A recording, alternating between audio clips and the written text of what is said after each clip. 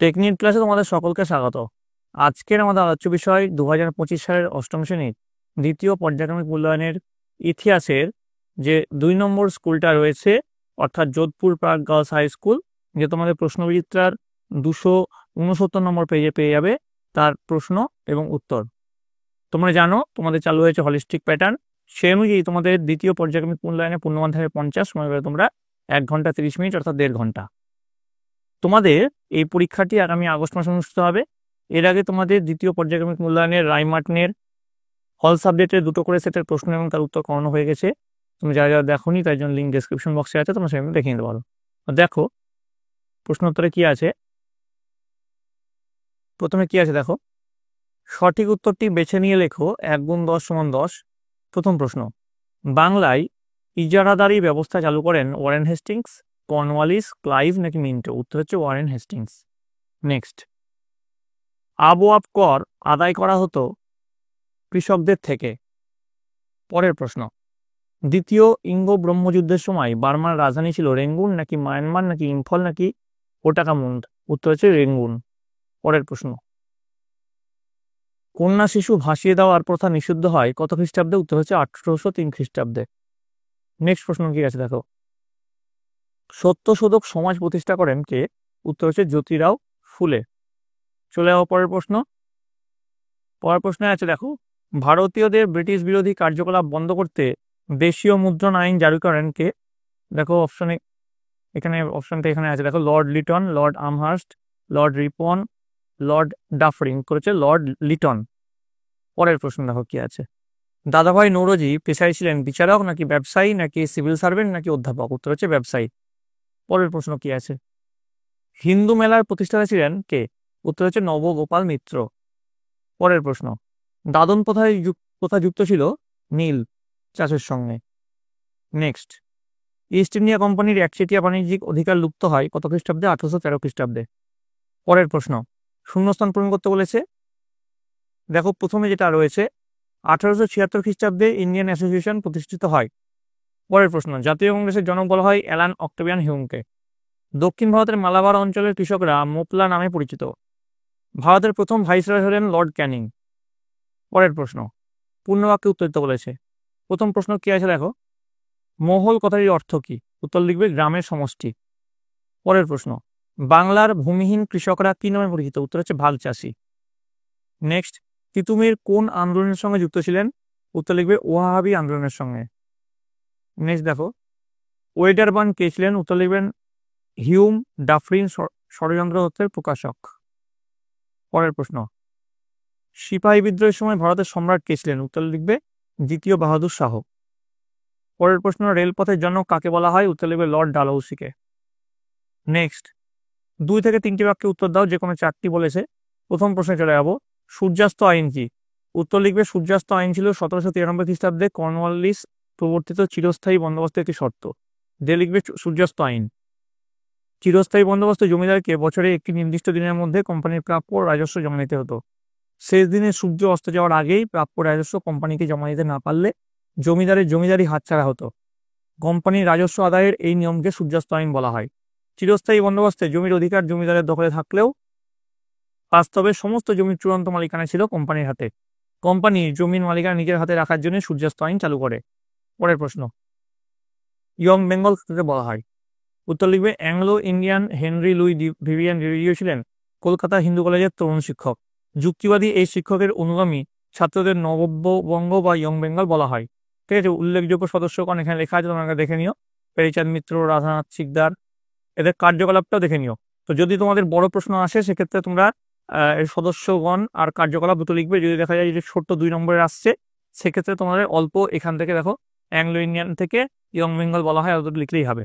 আর যদি বড় করে আসে সেক্ষেত্রে তোমাদের পয়েন্ট ওয়াইজ এরকম করে সদস্যগণ, কার্যকলাপ, নববঙ্গের নেতা, গুরুত্ব, এগুলো লিখতে হবে। ঠিক আছে, দেখো পরের প্রশ্ন কি আছে, কত খ্রিস্টাব্দে এবং কোথায় জাতীয় কংগ্রেস প্রতিষ্ঠিত হয়?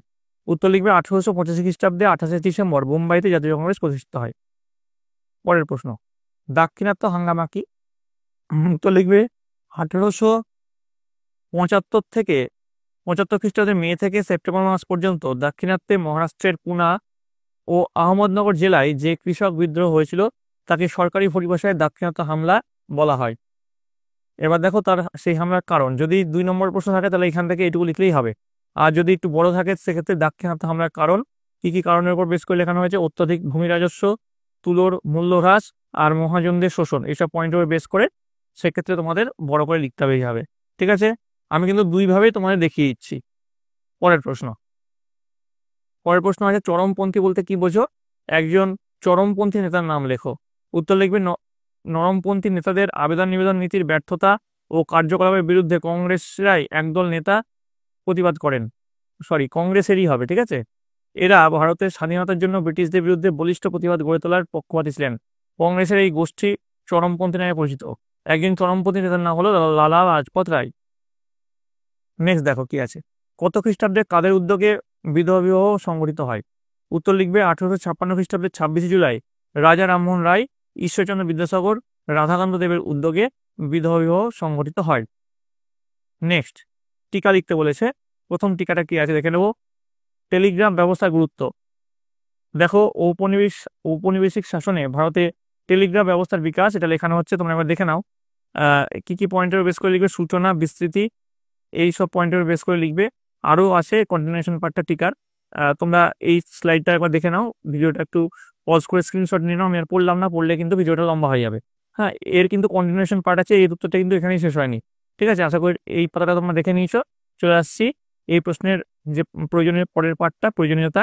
সেই প্রয়োজনীয়তার ক্ষেত্রে 1 নম্বর পয়েন্ট আছে, 2, 3, 3টে পয়েন্টের উপর প্রয়োজনীয়তা লেখানো হয়েছে। তারপরে এখানে একটা উদাহরণ দেওয়া হয়েছে, ঠিক আছে, দিয়ে শেষ করবে এভাবে যে অর্থনৈতিক ক্ষেত্রে ঔপনিবেশিক শোষণের ভিত্তি সূর্যের রূপে লাভ করে। ঠিক আছে, তো এত অব্দি লিখলেই কিন্তু এই টেলিগ্রাম ব্যবস্থার যে টিকাটা সেটা হয়ে যাবে। আশা করি তোমরা সকল দেখে নিয়েছো। চলে আসছি পরবর্তী প্রশ্নে। নীল বিদ্রোহ ও হিন্দু প্যাট্রিয়ট এর টিকা লিখতে বলেছে। আমি একটু ভিডিওটা ফাস্ট ফরওয়ার্ড করে দিচ্ছি, আশা করি তোমরা সকলে দেখছো। ভিডিওটা একটু পজ করে তোমরা খাতায় সুন্দর করে লিখে নেবে, আমি আর পড়ছি না, পড়লে কিন্তু ভিডিওটা লম্বা হয়ে যাচ্ছে। কি কি পয়েন্টের উপর বেস করে লেখানো হয়েছে? কারণ আছে নীল বিদ্রোহের, দাদন প্রথা, নীলকরদের অত্যাচার, প্রশাসনের ভূমিকা, প্রত্যক্ষ কারণ। তো 2টি প্রত্যক্ষ কারণ আছে, তো সেগুলো লেখানো হয়েছে। এর কন্টিনিউশন পার্ট আছে, শেষ হয়নি। এর ফলাফলটা দেখো, ফলাফল এখানে নীল বিদ্রোহের ফলাফল এখানে লেখানো হয়েছে। তাহলে এইখানে ফলাফল দিয়ে নীল বিদ্রোহটা আমাদের শেষ হলো। তারপর আরও কিছুর কন্টিনিউশন পার্ট আছে। এবারে হিন্দু প্যাট্রিয়ট যেটা বলেছিল, হিন্দু প্যাট্রিয়টের যে টিকাটা সেটা তোমরা দেখে নাও।